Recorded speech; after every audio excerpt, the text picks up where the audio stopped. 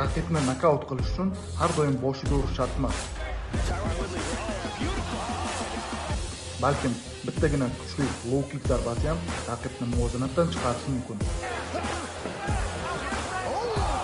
Low kick zarbasi raqibga psixologik bosim ham beradi.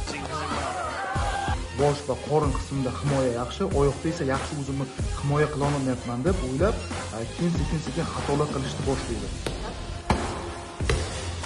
Bir marta 5 marta aniq low kick zarbasini o'tkazgan sportchi og'riqni his qiladi, harakati sekinlashadi va endi u hujumni emas, balki himoyani o'ylashni boshlaydi. Va aqlli sportchi ana shu yerda raqiblarini xatolaridan foydalanib, juda ham katta ustunlikni o'zini qo'liga olishi mumkin.